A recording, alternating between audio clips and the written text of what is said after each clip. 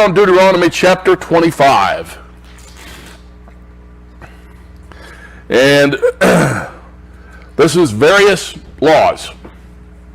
Important stuff. Verse 1 of Deuteronomy 25. If there is a dispute between men and they go to court, and the judges decide their case, and they justify the righteous and condemn the wicked. Well, the people had judges appointed that would decide punishments and decide justice. In Deuteronomy 16, starting at verse 18, we read, "You shall appoint for yourselves judges and officers in all your towns, which Yahweh your Elohim is giving you, according to your tribes, and they shall judge the people with righteous judgment.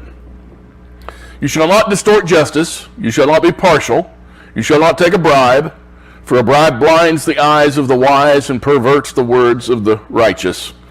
Justice and only justice you shall pursue, that you may live and possess the land which Yahweh your Elohim is giving you."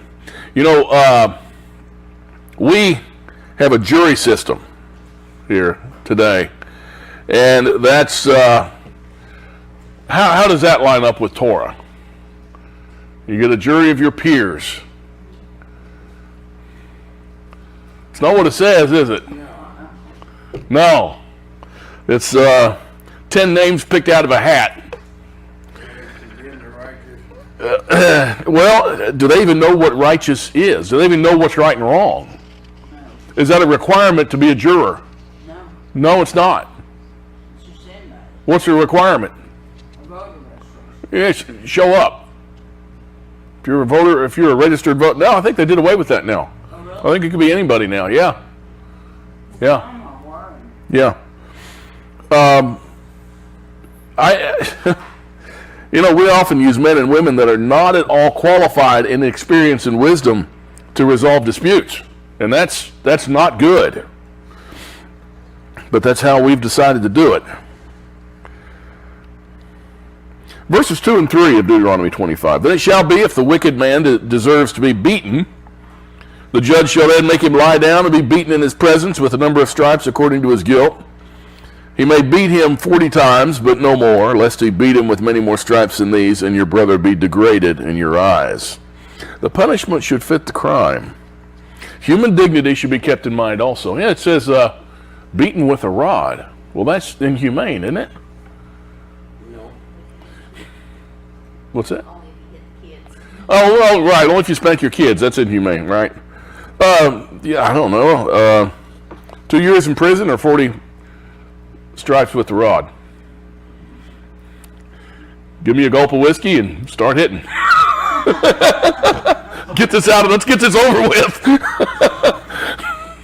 I mean, we may say inhumane, but the punishment needs to fit the crime. It really does. And the judges in that case would define what that would be. Verse 4, "You shall not muzzle the ox while he's threshing." You know, this is more about being humane in our practices and in our daily lives. If an ox is working for you, you should allow him to freely eat of the grain that he is threshing. And that just makes sense. Is that the only time the ox is allowed to eat, is when he's threshing? No. No, but while he's doing it, he can eat, right? Well, Paul uses this passage in Torah to justify giving material needs, but not a salary, to those who teach. In 1 Corinthians 9, starting at verse 7, Paul writes, "Who at any time serves as a soldier at his own expense? Who plants a vineyard and does not eat the fruit of it? Or who tends a flock and does not use the milk of the flock? I'm not speaking these things according to human judgment, am I? Or does the Torah not also say these things? For it is written in the Torah of Moses, 'You shall not muzzle the ox while he's threshing.'" Elohim is not concerned about oxen, is he? Or is he speaking altogether for our sake? Yes, for our sake it was written, because the plowman ought to plow in hope, and the thresher to thresh in hope of sharing the crops. If we sowed spiritual things in you, is it too much if we should reap material things from you? Now, that's an interesting passage, and preachers use it to say you need to give us money. Okay? Well, now, what does the term apostle really mean?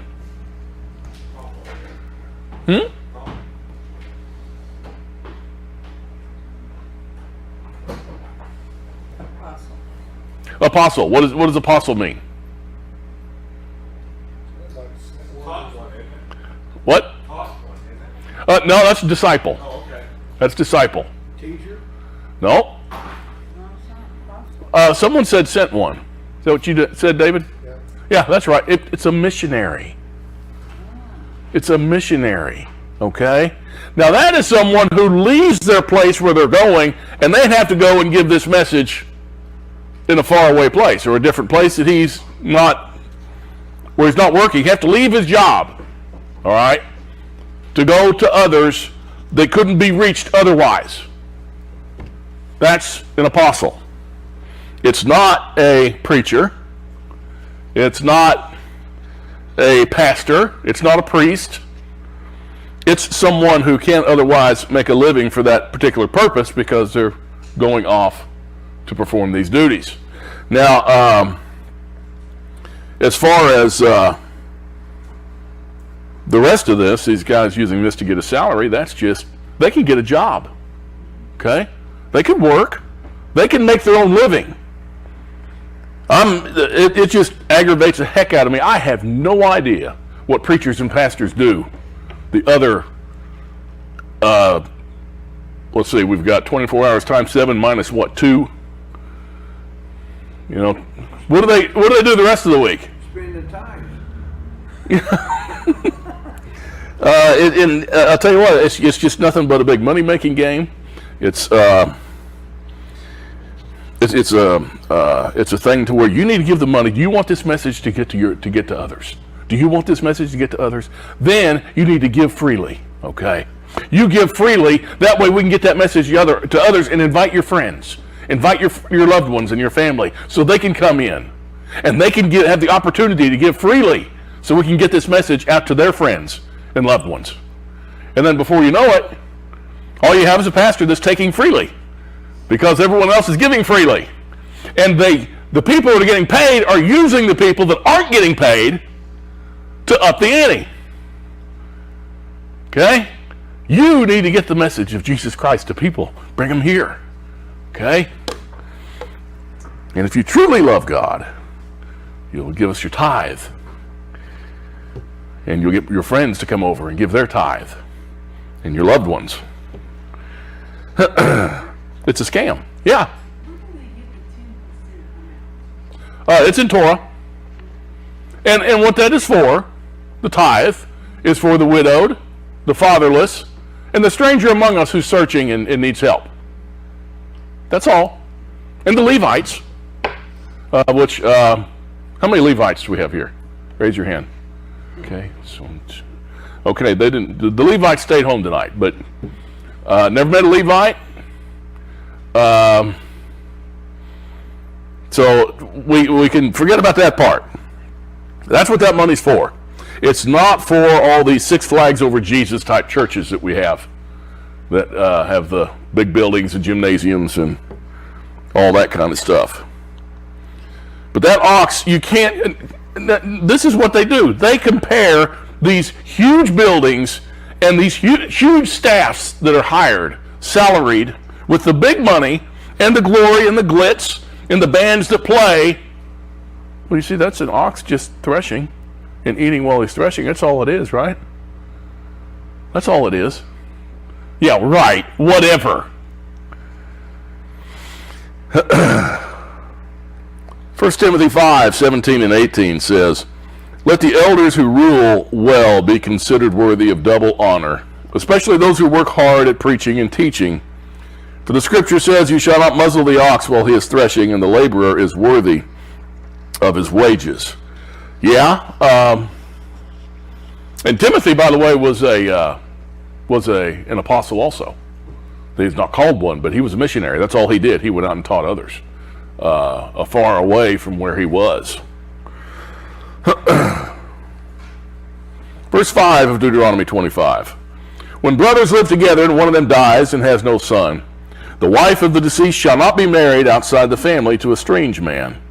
Her husband's brother shall go into her and take her to himself as wife, and perform the duty of a husband's brother to her. Okay, this law, it's really conditional.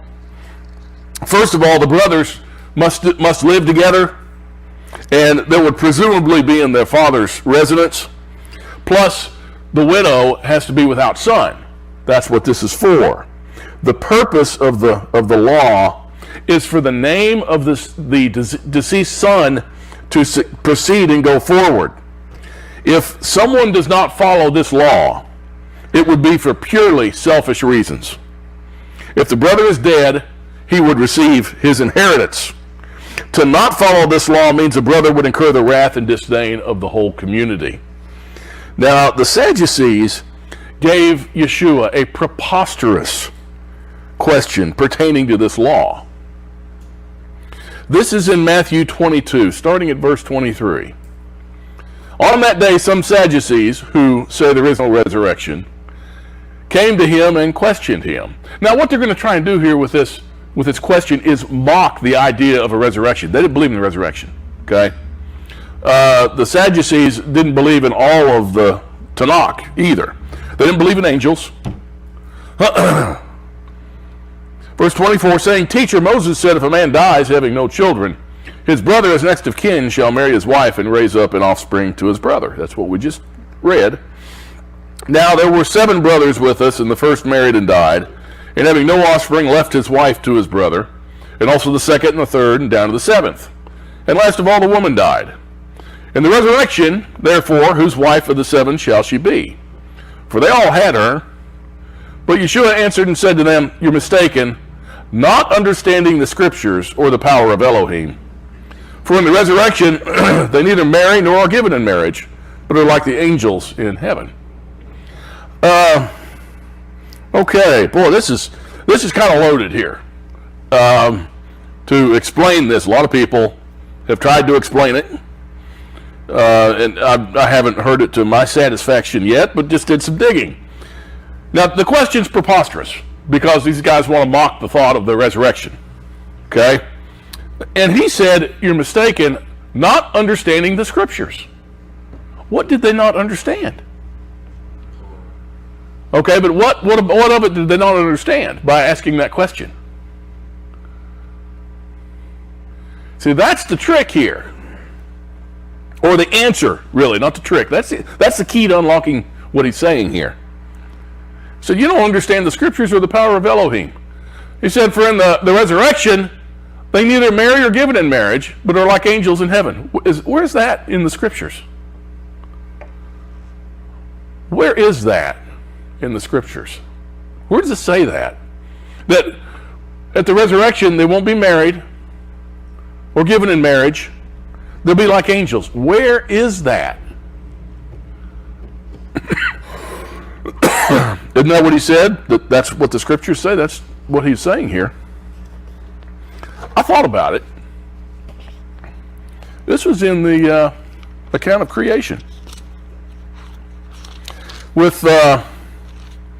In Genesis 1, verses... oh,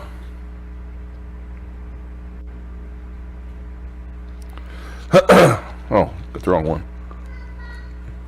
Genesis 1, verses 26 and 27. Then Elohim said, Let us make man in our image, according to our likeness, and let them rule over the fish of the sea, and over the birds of the sky, and over the cattle, and over all the earth, and over everything that creeps on the earth. Who does he mean by our? Let us make man in our image. Who's he talking to? People, so he can't be talking to himself. He could be. He's talking to the angels. Yeah. And he's speaking somewhat in the King's English. Let us make man in our image. Okay? Like us. Are angels married? No. No, they're servants of Elohim. See, we're not told that angels die or anything like that. If angels don't die, and if man doesn't die, which is what we will be like after the resurrection, if we don't die and we still multiply, what happens?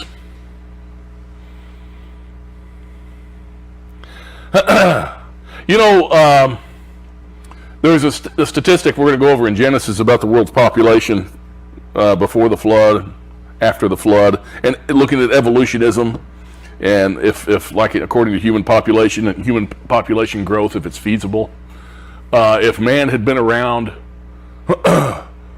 as long as 1 million years, which evolutionism says they've been here longer than that, and if our current population rate of growth were a 0.5% a year, and currently over the last few century or two, it's been more like 2% instead of a 0.5%. So I'm saying it's 1/4 of what we've documented it to be. Okay, over 1 million years, you know how many people would be on the planet? More people than there are electrons in the universe.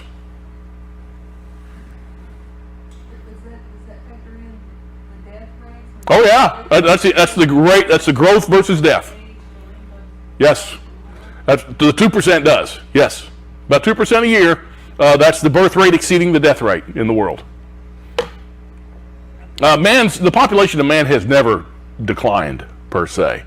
Once in the Dark Ages, possibly due to the plague. But that's it. It always goes up. We don't have a predator. Okay, we're at the top of the food chain. You see, well, yeah, I know. So the point is, we can't multiply if we're gonna live, if we have immortality. Can't multiply. All right. And that's what he's saying right here. Well, it can be like the angels when they were created, and it's, let us make man in our image. And angels are not married or given in marriage. They can't be. Any questions on that? Verse 6. And it shall be that the firstborn whom she bears shall assume the name of his dead brother, that his name may not be blotted out from Israel. The idea is for the man's name to keep going and not be blotted out from Israel. Okay, that's the point. Verse 7. But if the man does not desire to take his brother's wife, then his brother's wife shall go up to the gate to the elders and say, my husband's brother refuses to establish a name for his brother in Israel. He's not willing to perform the duty of a husband's brother to me. Now, this was practiced in the account of Ruth. We just went over here a few weeks ago, if you remember. And the account of her redemption by Boaz. And that's in Ruth 4, starting at verse 1. Now Boaz went up to the gate and sat down there, and behold, the close relative of whom Boaz spoke was passing by. So he said, turn aside, friend, sit down here. And he turned aside and sat down. And he took 10 men of the elders of the city and said, sit down here. So they sat down. And he said to the closest relative, Naomi, who has come back from the land of Moab, has to sell the piece of land which belonged to our brother Elimelech. So I thought to inform you, saying, buy it before those who are sitting here, and before the elders of my people. If you will redeem it, redeem it. But if not, tell me that I may know.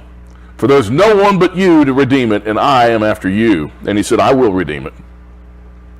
Then Boaz said, on the day that you buy the field from the hand of Naomi, you must also acquire Ruth the Moabitess, the widow of the deceased, in order to raise up the name of the deceased on his inheritance.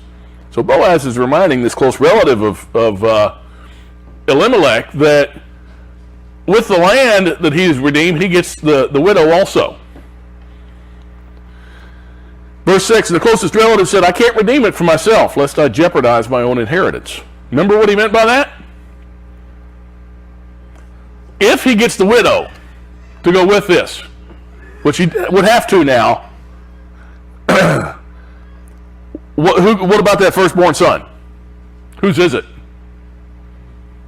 That's little Elimelech. Okay? And that would be the firstborn son? What do we know about firstborn sons in Torah? What do they get? They get double. They get a double portion. And he says, well, my children then won't get the inheritance, near as much. Little Elimelech will get it all. And he didn't want that.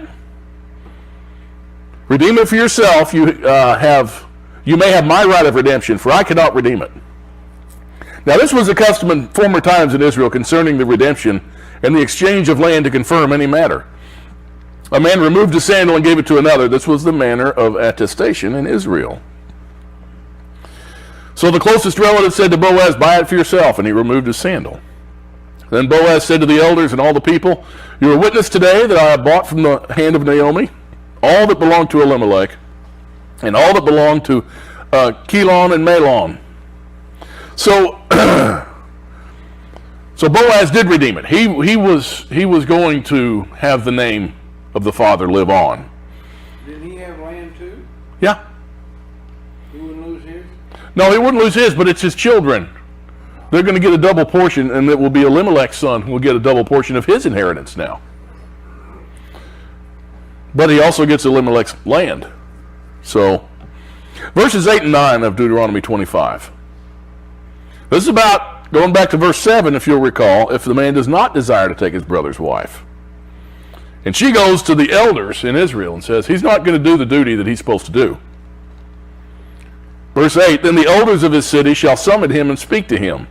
And if he persists and says, I do not desire to take her, then his brother's wife shall come to him in the sight of the elders, pull his sandal off his foot, and spit in his face. And she shall declare, thus it is done to the man who does not build up his brother's house. Now, you notice Ruth didn't do that. Okay? She didn't really want that guy to redeem her anyway. She wanted Boaz to do it. And the other guy did too, and Boaz wanted. It was a mutual agreement in that case. Pulling off the sandal seems to express him being degraded to the situation of slaves, because slaves often went barefoot. And that's what he's condemning his brother's wife to. Or some inferior situation. Verse 10. And in Israel his name shall be called the house of him whose sandal is removed. And that was a disgrace for a man to let his deceased brother's wife not be taken care of properly. An utter disgrace. And I've heard people mock this. Big deal. That's leper law, isn't it? That's what? The leper law? Yeah. Yeah. And this is you got to keep in mind, this is a disgrace. All right. It's you want to do business with this guy? Is this the kind of guy you want as a close friend? It's a disgrace, and a public one. Verses 11 and 12. If two men, a man and his countryman, are struggling together, and the wife of one comes near to deliver her husband from the hand of the one who is striking him, and puts out her hand and seizes his genitals, then you shall cut off her hand, and you shall show no pity. But show pity for the guy that sometimes has to teach every little verse in the Bible. Because some of them aren't as fun to teach as others. Well, this is the only passage where the penalty is physical mutilation. I'm not sure why that's the case here, or why this penalty is so severe. Well, seeds could be take them off.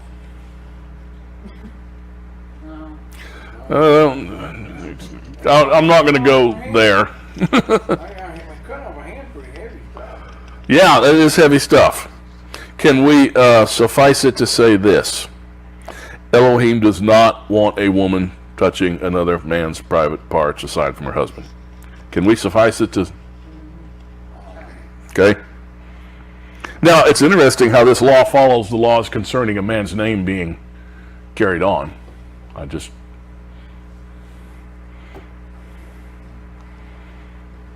Verses 13 and 14. You shall not have in your bag differing weights, a large and a small. You shall not have in your house differing measures, a large and a small. Well, what's wrong with having all kinds of sizes of trash bags? Right?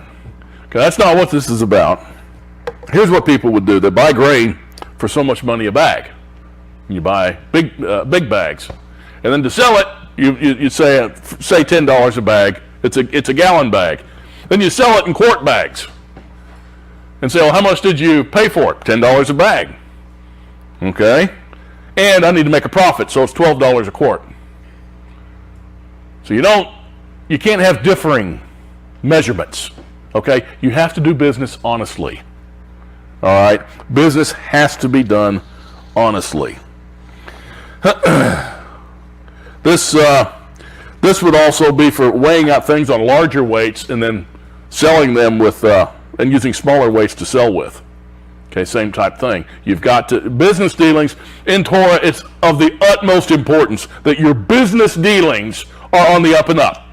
Okay, your business dealings have to be on the up and up. That's not an option to do anything else.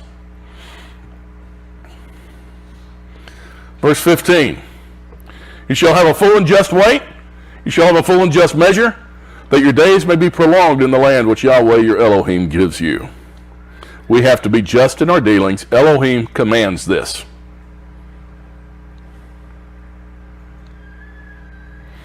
Verse 16. For everyone who does these things, everyone who acts unjustly, is an abomination to Yahweh your Elohim. Paul taught the same thing to the Thessalonians. In 1 Thessalonians 4, verse 6, we read, and that no man transgress and defraud his brother in the matter, because Yahweh is the avenger in all these things, just as we also told you before and solemnly warned you. Why did he tell them this and warn them about this? Because it's in the Torah, and that's what Paul did. He taught them the Torah. Elohim had some very condemning words on this subject, and that came from his prophet Amos. Amos 8, starting at verse 5, says, saying, when will the new moon be over, so that we may sell grain, and the Sabbath, that we may open the wheat market, to make the bushel smaller and the shekel bigger, and to cheat with dishonest scales, so as to buy the helpless for money and the needy for a pair of sandals, and that we may sell the refuse of the wheat. Yahweh has sworn by the pride of Jacob, indeed, I will never forget any of their deeds. Any of their deeds. I'll never forget. Don't ever forget that. You've been to the grocery store and you're supposed to get $10 back in change and they give you a 20. That's happened to most everybody at one time or another, hasn't it? Okay. Just stick that 20 in your pocket. You may as well reach in that cash register when she's not looking. Get the money. Same thing. Same thing. Keep that in mind.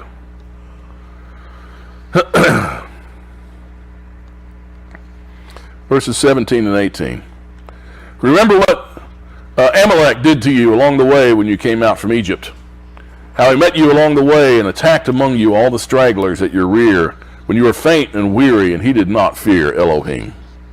The Amalekites were severe enemies of Israel.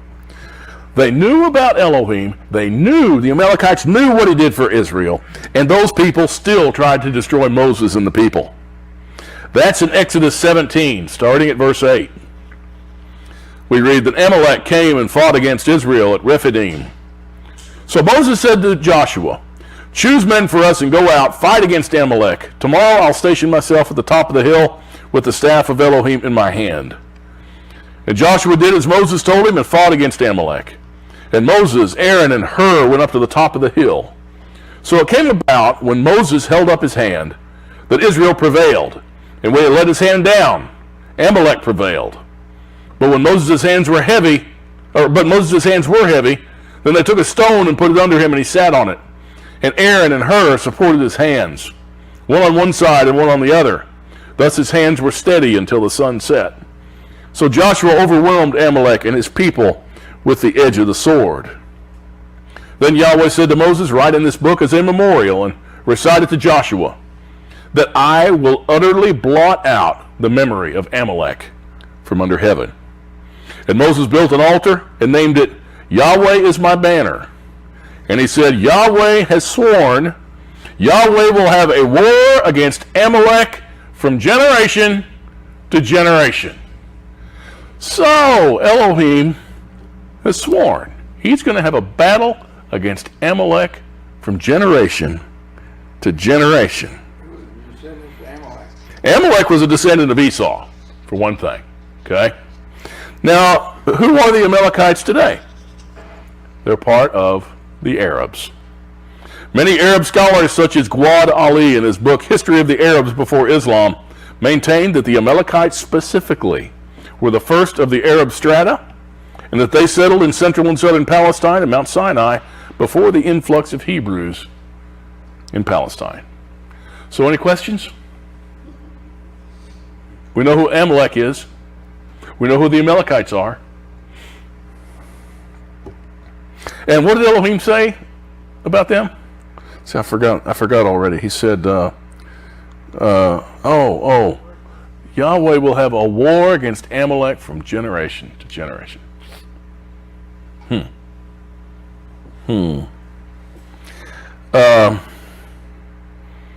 Yeah.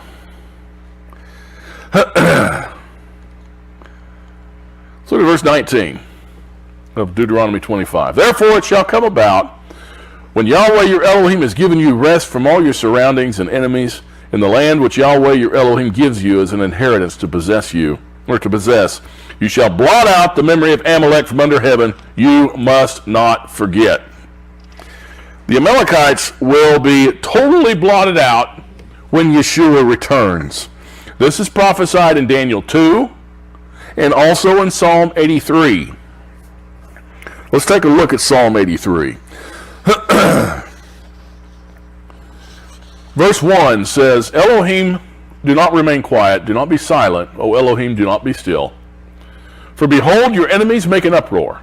Those who hate you have exalted themselves. They make shrewd plans against your people and conspire together against your treasured ones. They have said, come and let us wipe them out as a nation, that the name of Israel be remembered no more. I think I've seen thousands or hundreds at least YouTube videos of Muslims saying this exact same thing.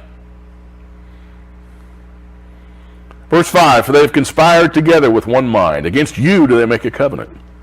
The tents of Edom and the Ishmaelites, Moab and the Hagrites, Gebal and Ammon and Amalek, Philistia and the inhabitants of Tyre. Assyria has also joined with them. They have become a help to the children of Lot. Selah. Okay, how many peoples does he list here? How many peoples does he list? Let's see, we've got Edom, Ishmaelites, Moab, Hagrites, Gebal, Ammon, Amalek, Philistia, the inhabitants of Tyre, and Assyria. Okay? We have 10. Okay? How many horns were on that beast? There's 10 horns. And then there's a little horn. After these 10 horns were there, okay, they exist. This little horn comes up and makes him into a power. Guess who that little horn was? Starts with an M, ends with a D. Muhammad. That's who gave power to the 10 horns. All these people, every one of these 10, eventually were consumed by the Arab people. I looked them all up. Ishmaelites, well, you know who they are. Those are the sons of Ishmael. I had a tough time with this one. The Hagrites. I looked up Hagrites everywhere. You know, there's not a Hagrite to be seen in history. Now, what could the Hagrites possibly be? Then it struck me. Who is Ishmael's mother? Hagar. There's your Hagrites. The descendants from the other sons of Hagar. So, he says in Psalm 83, going to verse 9, deal with them as with Midian, as with Sisera and Jabin at the torrent of Kishon. Okay, he says deal with those 10 that you had there. The same way you dealt with Midian, Sisera, and Jabin at the torrent of Kishon. What's a torrent? I don't know why sometimes Scripture these translators use these kind of words. A torrent's a river. Okay? At the river Kishon. A thing about when you have mountainous areas and there's a river, what do you know about that river? It's in what's called a valley. Every time. Okay? Every time there's a river that's in a mountainous area, it's in a valley. Okay? The Kishon River is in the valley called Megiddo. He says, deal with them the same way you dealt with these guys in Armageddon. And he says, okay, yeah, that's what I'll do. Who were destroyed at Endor. Guess where Endor is? It's in the valley of Megiddo. It's in Armageddon. Make their nobles like Oreb and Zeb, and all their princes like Zebah and Zalmunna, who said, let us possess for ourselves the pastures of Elohim. O my Elohim, make them like the whirling dust, like chaff before the wind, like fire that burns the forest, and like a flame that sets the mountains on fire. So pursue them with your tempest, terrify them with your storm, fill their faces with dishonor, that they may seek your name, O Yahweh. Let them be ashamed and dismayed forever. Let them be humiliated and perish, that they may know that you alone, whose name is Yahweh, are the Most High over all the earth. In the meantime, who do they say is the Most High? They say Allah is. And he said, remember what Allahu Akbar really means? It means Allah is greater. And he ends this by saying, that they may know, humiliate them and make them perish, that they may know that you alone, whose name is Yahweh, are the Most High over the earth. Isn't it interesting? What does Allah mean in Arabic? It's actually not, well, that's what it means in Hebrew. But in Arabic, it's not a name, by the way. Allah is not a name. It's a title. It means God. It just means God. What is Allah's real name? He doesn't have one. And they consider it blasphemy to say that he does. Well, here, he says that the destruction of these people, that they may know that you alone, whose name is Yahweh, art the Most High over all the earth. Interesting how he puts that. Any thoughts, any questions on Deuteronomy 25?